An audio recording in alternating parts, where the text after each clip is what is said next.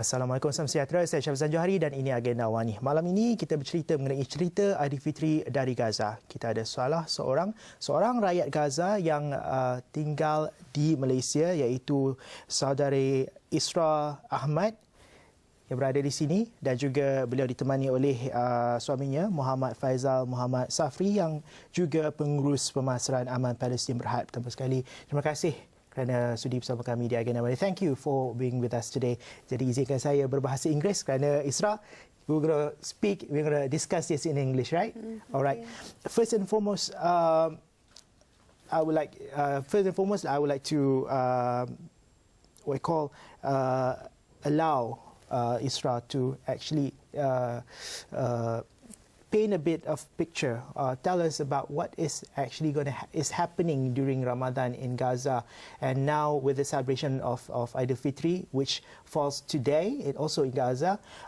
Would the people of Gaza be able to even though it's ceasefire, they've declared ceasefire today for 24 hours, would it be enough for the people of Gaza to actually prepare and observe Shawwal, Aidilfitri, Isra? In fact, no Eid in Gaza because war. No anyone buy clothes, children very sad. No anything, people inside the houses because until Eid and during Eid they have bomb in Gaza.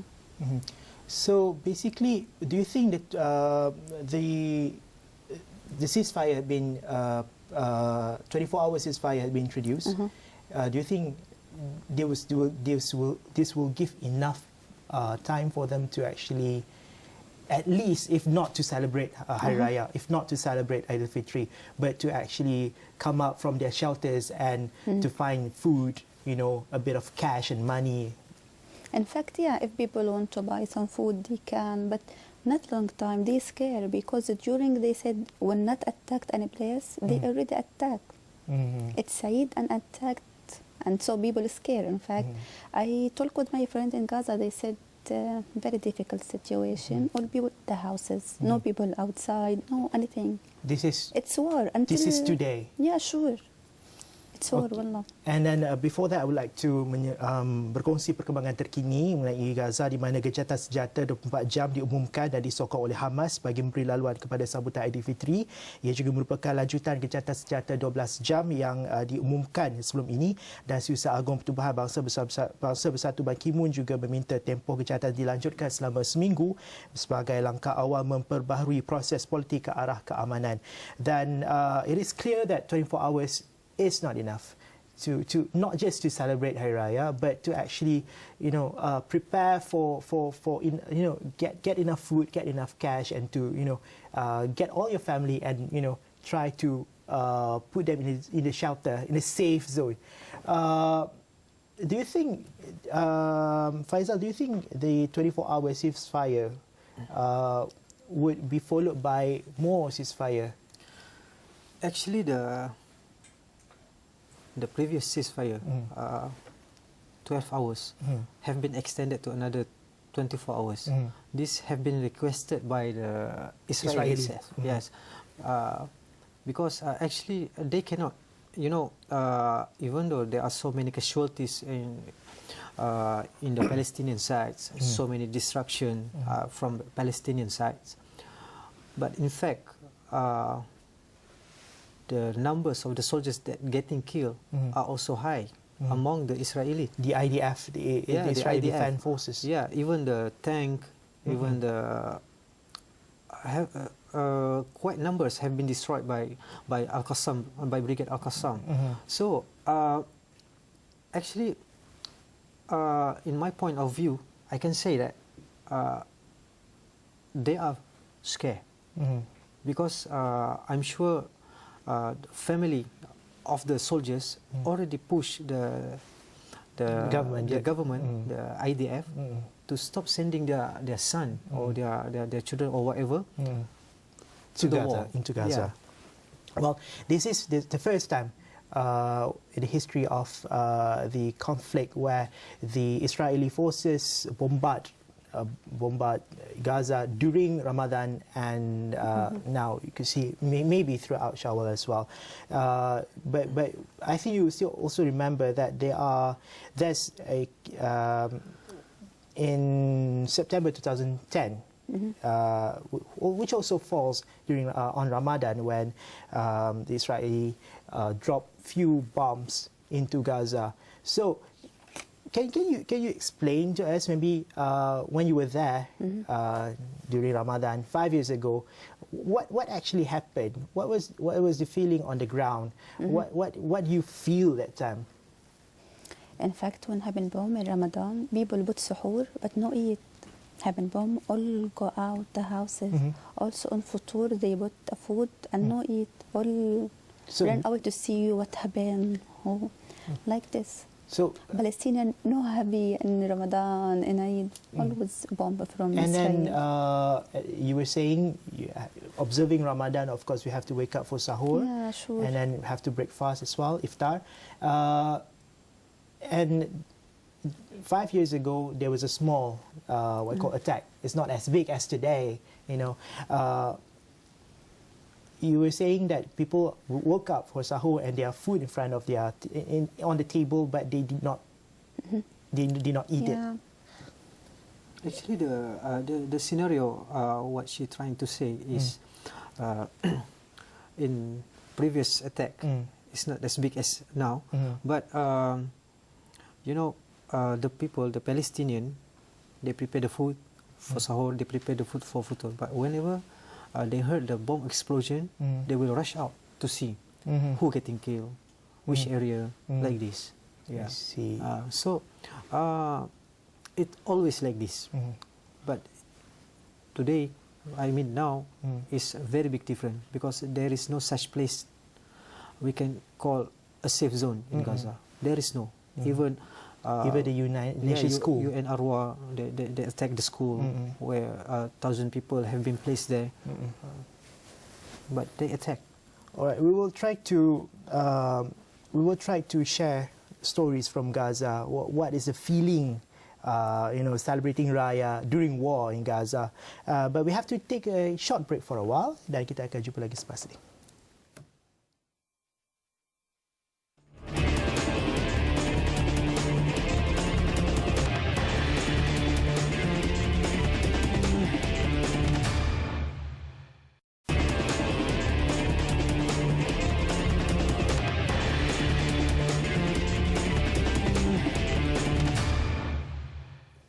Bertemu lagi dengan agenda Awani dan kami masih lagi bersama dengan Muhammad Faizal Muhammad Safri, iaitu pengurus pemasaran aman Palestin Berhad, dan juga isterinya Isra Ahmad yang juga warga Gaza yang kini berada di Malaysia. Dan Isra mula berada di Malaysia, berpindah ke Malaysia sejak Februari lalu, dan sejak itu beliau masih belum dapat pulang ke tanah air di Gaza. Dan sepenuh hari raya ini kita cuba untuk menghubungi saudara mara Isra, bapa Isra sendiri, iaitu saudara Abdul Muhsin Ahmad yang kini berada di Talian. Assalamualaikum, Abdul Muhsin. Abdul Muhsin, I have your daughter here. Abdul Muhsin. Assalamualaikum. وعليكم السلام ورحمة الله. كيف الحال؟ الله يخليك. الحمد لله. مين معي؟ إسراء. هلا كل سنة وانت طيب. بس عربي يا خليل. لا كان انجليزي. الو. أيوة، كيف الحال؟ بتكلم معك ربع ساعة انجليزي بتكلم معك. الو، وين جماعتك؟ أيوة، كيف الحال؟ يا الله يسلمك، وين جماعتك؟ الآن نحن على الهواء. كيف الوضع في غزة؟ طيب. listen to me. نعم. Happy Eid to all Muslims all over the world. In Gaza Strip, we cannot live normal. Due to Israel attacks in Gaza and their criminals in Gaza. They killed several people and children and women. They destroyed homes all over the residents. All around 500,000 people leave their house and become homeless without food, water, clothing. Israel forces destroys mosque, hospital, and school. Abdul Mohsin, this is Aidilfitri. Today is Aidilfitri. Have you been allowed to go to the mosque and to perform Salat Aidilfitri? إسراء. نعم يسألك هل ذهبتم إلى صلاة العيد اليوم؟ نعم we go to نعم ذهبنا لصلاة العيد. They go to the mosque. Still go to the mosque, alhamdulillah. Thank you very much, Abdul Mohsin. I'm praying in every my single prayers to you and all the people of Gaza. Keep safe, alhamdulillah. Inshallah, I'm gonna see you again. InsyaAllah. Itu tadi bapa kepada Isra Ahmad, iaitu Abdul Mohsin Ahmad. Can you tell us a bit what did he say earlier? هو يقول الوضع في غزة يعني وضع سيء جدا. In English, the situation in Gaza is very difficult. And people without clothes, without houses, even Eid, they are staying in the school. But they go to pray Salat. Still Yeah. get to persevere and life must go on and at the same time I would like to know in 2008 there was a huge bombardment from Israeli forces into Gaza. Can you tell us what was your experience? Where did you hide? I mean, where did you get shelter from? You must be very, very young that time. Sure. I see in front of my eyes two war in Gaza. It was very, very difficult war. But where safe place? No have safe place in Gaza. No safe place. No safe place. All the houses in any time may be attacked. Maybe we die. So always in war, we said ashhadu yani shahada, and they pray so much. Maybe we will die. Just like this. But heavy places in Gaza, yani very dangerous places, they run away to school. I still remember one family, they ran away to school, but they have some gold. They come to our house, put the gold in our house, said to us, after war we will come to take if we still alive and die. After the war finished, they come and take the things, and we become friends together because the war. Do you know what is the life like, or how do they live in the kind of condition in the shelter place you were saying in the school? Were there enough electricity? Were there enough food there? Have some Aman Palestine in fact help people, لكن not enough. يعني they need more more support to help people in Gaza. Also, this war, people ran away to school, attacked them, and died 71 in a school. The Israeli forces attacked a school. By airstrike. The situation inside the school, so many people. Sure. In one class in a school, maybe have more than 50 children with the mothers. Yani very bad. They need support really. Very sad. And right after every what you call attack, you see in Shajaya, for instance, huge total collapse. It's ruined everywhere. How do you get the power, get to will to get back onto your feet, to back again and survive? Yeah, sure. Now people in Gaza need support all towards. Need to make Gaza from a new. Now Gaza become floor like this. All the houses, mosque, hospital, school, all. How people in Gaza now will become strong? They need support. Malaysia needs support. All Arab need many support to become Gaza strong, and Muqawama become strong also. And I mean the perseverance, the willing from the Gaza people itself, the what you call the perseverance and the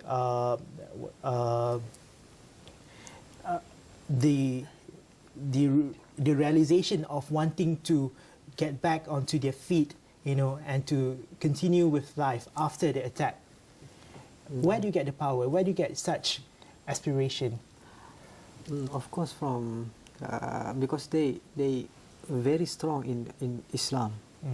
Gaza people. I was there for 2 times, and when I was there, I saw all people, almost all people, all men.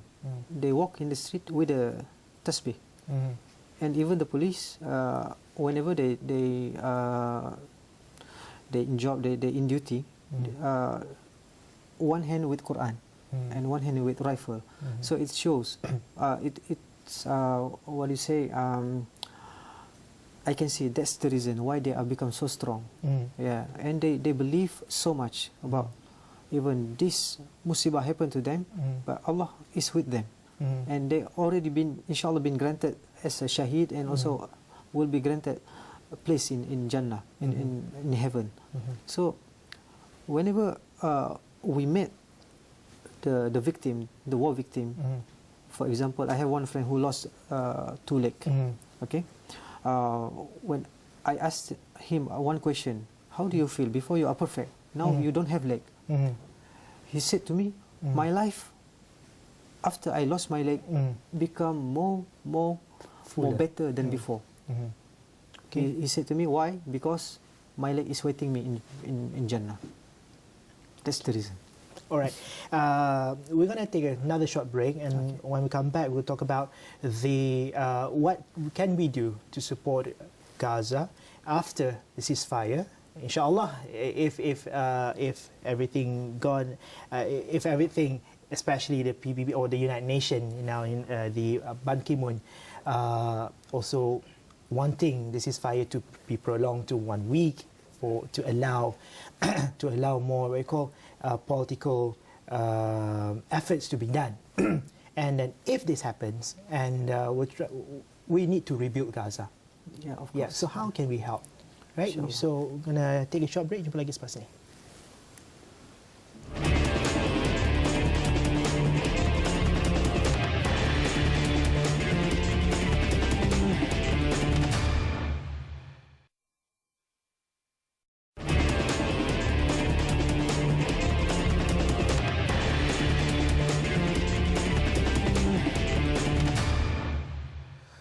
Baiklah, masih lagi bersama agenda Awani, kita juga masih lagi bersama dengan Muhammad Faizal Muhammad Safri, pengurus pemasaran Aman Palestin Berhad, dan juga Isra Ahmad, itu seorang rakyat Gaza yang kini menetap di Malaysia. Alright, we will pray for a longer ceasefire. We will pray for everything going to be everybody to work to ensure and establish ceasefire between Hamas and juga and IDF, Israeli forces. And now, if this going to come through, how are we Malaysians going to support Gaza and to help them to rebuild their country? Okay. We hope Malaysian people can continue to contribute to Gaza after the war, because Gaza really need help and really need to rebuild. Same before. It costs a lot of money. Yeah. Now, the thing that I really think of is how do you going to bring in the construction materials and all that, because those are very limited. Are they going to rebuild from the scraps? You know, all the ruin and put it back together? Or it's difficult to answer actually, but as far as I'm concerned, there are 2 ways to enter Gaza. Okay, one from Rafah that have been controlled by Egyptian army, and it's almost impossible to get in from Rafah. Yeah. Hopefully after the war finished, the Egyptian will agree to open the Rafah border. Yeah, and also another one is Erez. Erez is on the Israel side, nearby Beit Hanun. So this actually this door, this gate is very, it's very difficult. The type of things that can enter the gate is limited, and also the price is, you can say about maybe. It will raise up to more than 100%. For example, petrol. Okay, petrol before, when Gaza was in the Morsi era, okay, I mean when the Egyptian was in the Morsi era. Petrol in Gaza, 3 ringgit per liter. And now, they took the petrol from RS. The cost for the petrol for 1 liter is 7 ringgit. You can imagine how much how it will affect another things. Yeah. So about how we can contribute donation to Gaza. As for Aman Palestine, we have account bank in Gaza. We have office in Gaza. Okay. Now, Alhamdulillah, the bank didn't collapse. Yeah. Okay. Still there, just close, because you cannot cash out the money. Yeah, that's it. Yeah. But the bank is still there. The institution, the financial institution is still there. Intact. When the situation is getting good, we can cash out the money by checkbook. Yeah. So we hope that all Malaysian people will continue. What were the targets of Israel forces the most? Because they were saying they were targeting the rocket launches as well as tunnels. So now, but from the visuals I've got, they target everything. That was not the case. And then, what are the things, or what are the institutions or infrastructure that needs to be rebuilt? Oh, a lot. Because as we can see, mosque, schools, hospital, a lot of places that have been destroyed by Israel, and a lot of places so they need to be rebuilt. Yes, everything you have to rebuild the whole town. If you see the images of Shujaiyah now, Ya Allah, you cannot imagine if you are there. Yeah. Isra, so from your point of view, what are the most important thing that Malaysia can do to help the people of Gaza as for this point of time? I think people in Gaza need houses. They sleeping in a school, have children, they need cover, they need to eat, they need houses in any human life. All the basic necessity, food, clothes, shelter. It's an important thing. Must house. I hope from Malaysian people help Palestinian by dua. The first thing, then money. So have office in Gaza for Aman Palestine. So Aman Palestine from Malaysia send the money. So the office there can buy many things, everything. Also they can help also people in hospital. Have people in hospital with not medications. Yeah. Also have people, they are run away to hospital. They think hospital is a safe place. Also they need food. I see. The refugee in hospital, those people who seek shelter in hospital. All right. Thank you very much. Muhammad Faizal, Saudara Muhammad Faizal Muhammad Safri, itu pengurus pemasaran Aman Palestin Berhad, as well as Isra Ahmad, seorang rakyat Gaza di Malaysia. Mereka merupakan suami isteri yang bernikah di Gaza pada 26 November lalu, dan Isra mula berhijrah ke Malaysia pada Februari lalu. Terima kasih kerana sudi bersama kami. Thank you very much for sharing your stories, and also thank you to Isra's father, Abdul Mohsin Ahmad, yang kita hubungi melalui telefon tadi. Sekian saja agenda malam ini, session Najari. Selamat.